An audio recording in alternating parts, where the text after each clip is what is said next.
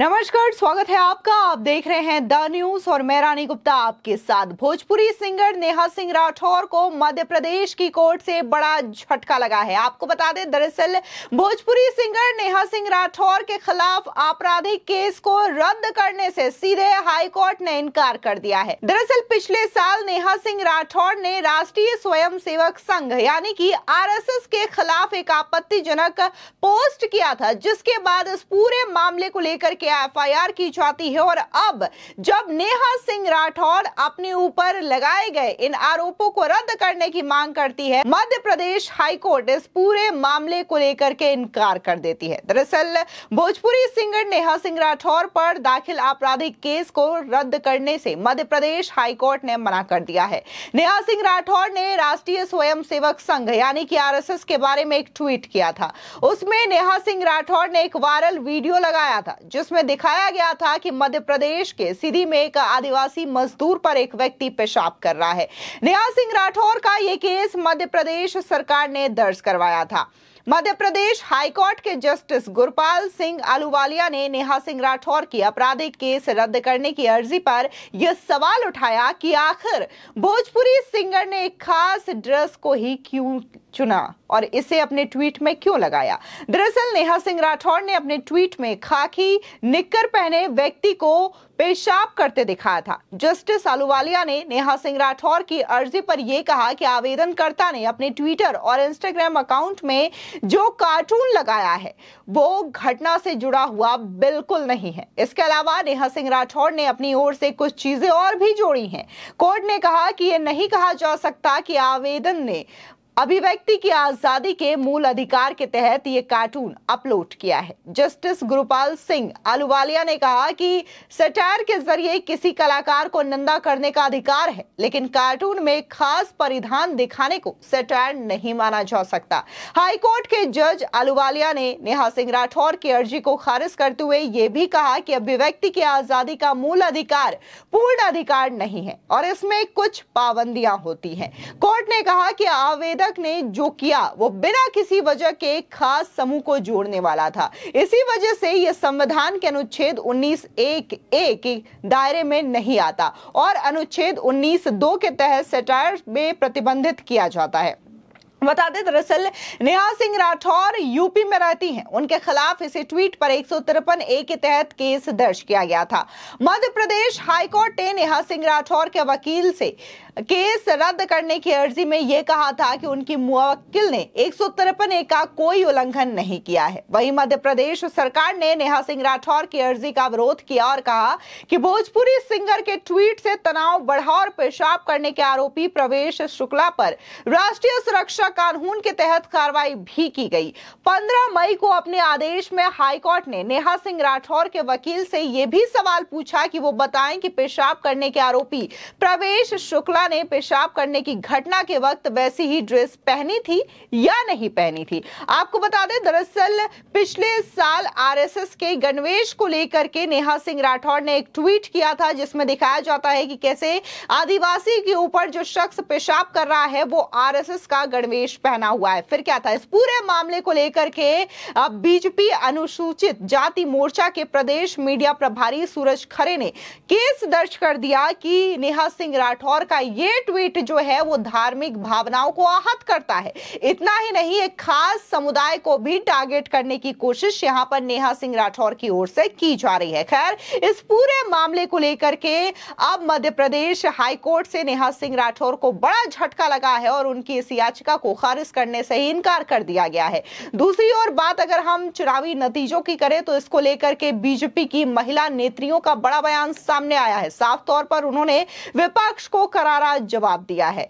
Shaina NC जो कि BJP की नेता हैं, उनका कहना है कि आखिर अब ईवीएम पर सवाल क्यों नहीं उठ रहे हैं, क्योंकि नतीजा उनके फेवर में आया है इसलिए नहीं उठ रहे हैं। अगर ये चुनाव इस तरीके से नहीं उठता तो आज ईवीएम पर रोना एक बार फिर से विपक्ष का शुरू हो गया होता। सुनिए शाइना का ये बयान। विपक्ष की गलत आदत है बयानबाजी करना। इलेक्शन के बाद उन्होंने ईवीएम के ऊपर कोई सवाल प्रश्न चिन्ह नहीं उठाया, लेकिन इलेक्शन के पहले हम जानते हैं कि ईवीएम्स के ऊपर इलेक्शन कमीशन के ऊपर क्या आरोप लगाए। कहने का तात्पर्य ये है कि जब आपके नतीजे अच्छे हैं तो ईवीएम्स अच्छे हैं, जब आपके नतीजे खराब हैं तो ईवीएम खराब हैं। देश की विशेषता ये है कि प्रजातंत्र लोकतंत्र में जनता का जनादेश वो ही सर्वप्रथम है। तो विपक्ष ये जाने कि भारत की विशेषता है हमारी वाइब्रेंट डेमोक्रेसी और हमारे वोटर्स, जिनके हक के अनुसार हार और जीत और निर्णय उस आधार पे तय होता है। तो कृपया गलत अफवाहें न फैलाएं। भारतीय जनता पार्टी ने कोई भी राजनीतिक दल को तोड़ा नहीं है। जो विधायक अपने बलबूते बाहर आए और भारतीय जनता पार्टी के साथ गठबंधन किए हैं, उन्होंने किया क्योंकि वो विकास चाहते हैं महाराष्ट्र में। रही बात, अजीत दादा पवार ने स्वयं कहा है कि कोई भी विधायक संपर्क में नहीं है, तो कृपया अफवाहें न फैलाएं। ये देश के विकास के लिए एक वोट है। तीसरी बार एनडीए इतिहास बनाने जा रही है।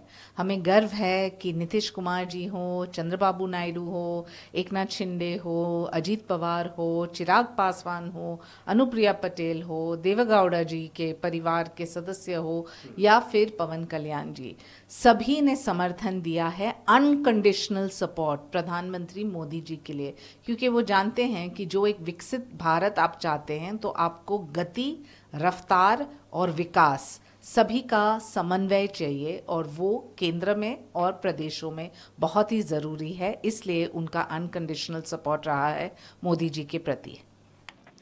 इसी के साथ ही मथुरा से बीजेपी की सांसद जिन्होंने जीत की हैट्रिक मारी है, हेमा मालिनी, उनका बड़ा बयान सामने आया है। उनका कहना है कि महिलाओं का और भी ज्यादा राजनीति में आना बहुत जरूरी है, क्योंकि अगर महिला राजनीति में ज्यादा आएंगी तो अपने हक की बातें ज्यादा करेंगी। सुनिए हेमा मालिनी क्या कह रही हैं। Maybe I don't know how that will work, but there should be more women should come, definitely. They should be have been given maybe the ticket, or may some of them could not win and come back. So that is the problem. ये भी हमें अच्छा चला है. So somewhere it is we have won in a very nice way. Some places we have not. So we are accepting that also. No? So EVM has worked correct. इसी के साथ ही BJP नेत्री अर्पणा यादव बिष्ट का बयान सामने आया है। दरअसल उन्होंने प्रधानमंत्री मोदी को तीसरी बार संसदीय दल का नेता चुने जाने पर बधाई दी है और कहा है कि ये हमारे लिए गर्व का पल है। सुनिए अर्पणा का ये बयान। ये हमारे लिए बहुत ही गर्व और हर्ष का विषय है कि तीसरी बार जो है आदरणीय प्रधानमंत्री श्री नरेंद्र मोदी जी को संसदीय बोर्ड का अध्यक्ष बनाया गया है। और मेरी जो है सभी से ये अपील है कि जो नारा उन्होंने दिया है उस पर हम सभी भारत के लोगों का पूर्ण विश्वास है, और वह भारत को जो है और तेज बनाए, गतिमान बनाए और उद्यमशील बनाए। यह मेरी ईश्वर से प्रार्थना भी है और कामना भी है। मैं समझती हूँ कि नीतीश कुमार जी जो है एनडीए समर्थक है, और जो भी राष्ट्र के साथ होगा वो आदरणीय प्रधानमंत्री श्री नरेंद्र मोदी को जरूर गति प्रदान करेगा। और मैं समझती हूँ कि उनके जो भी सुझाव हैं वह जो है हमारी भारतीय जनता पार्टी का राष्ट्रीय नेतृत्व जरूर समझेगा भी, और जो भी नेसेसरी होगा केंद्रीय नेतृत्व इस पे फैसला लेगा। फिलहाल इस पूरे मामले को लेकर के आपकी क्या राय है, हमारे कमेंट सेक्शन में जरूर बताएं। धन्यवाद।